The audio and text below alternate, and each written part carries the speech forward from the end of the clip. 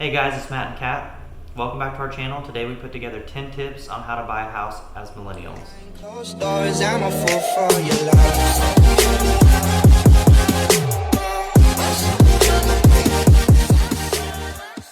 Hey guys, so we bought a house this month as two millennials. And before you get all cranky in the comments, yes, we are both millennials. For a lot of this home buying process, we kind of felt like we were going in blind. It was confusing, there's so many things that go into it, so we put together 10 tips based on our own experiences to hopefully better prepare our fellow millennials. Yep, that's right. Tip number 1, hold a steady job for about 2 years. So it's one thing that they asked us is how long we've had our jobs. So if you haven't held a steady job for 2 years like me, I held one for 1, but my previous year I was in the same field, so it was okay. Tip number 2, pay off a good amount of your debt before you apply. There's a difference between good debt and bad debt. Good debt is like a car loan or minimal car loan or maybe student loans that aren't as high of an interest rate. Then there's bad debt like credit cards. If you have something like credit card debt, you want to keep that below 50%. That's how your credit rises. If it's more than 50%, that's when your credit decreases. 50% of your credit limit. Yeah, credit limit. Thank you. And also keeping some credit is good because it shows that you're a good borrower. Tip number 3, when trying to gauge exactly how much you can afford in a house, a good tip is to take your annual income. So for us, we took our combined income and multiply it by 3. So for example, if you make $100,000, either individual or combined, multiply it by 3 and you get $300,000. You could probably afford $300,000 or less in a home. Tip number 4, get pre-qualified with a lender before you start looking at homes. We were waiting on our credit union for so long that we missed out on some really great homes.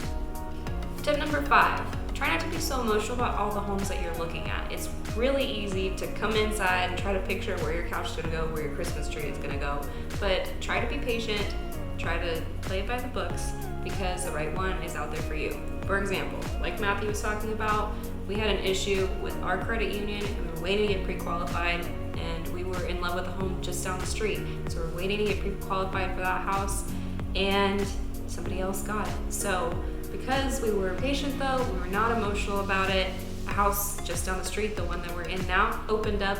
It's on a bigger lot, it's got more room for our pups, and we're so lucky that we were able to be patient about it.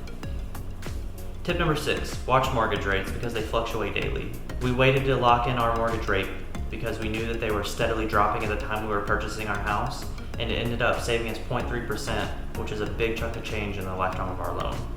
Tip number 7, if you have the ability to, we recommend you buying new. This house is brand new and it was so worth it, especially with all the brand new warranties.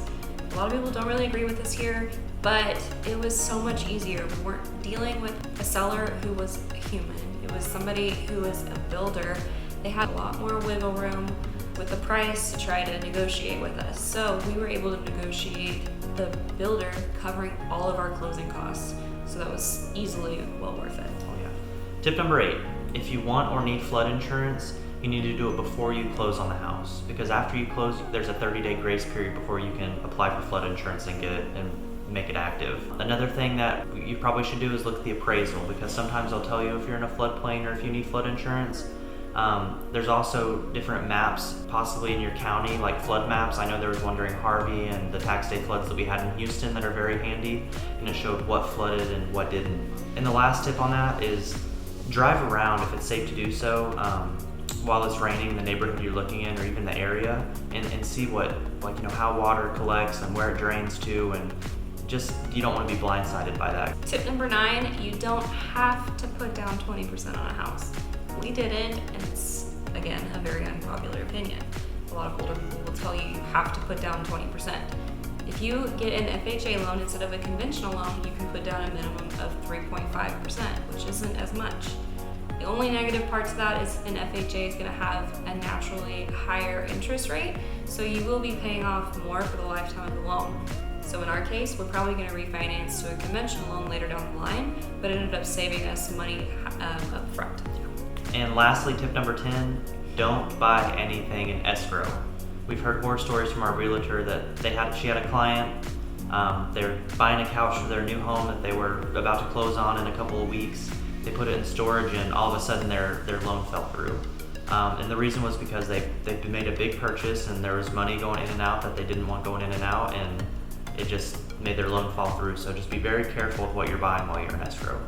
And that's all the tips we have for you today. We're so excited you made it all the way through the end. If you did, give it a thumbs up. We're really proud of you. And we hope you found this video helpful. Don't forget to subscribe and stay tuned for next Thursday for our next video. Bye. Bye.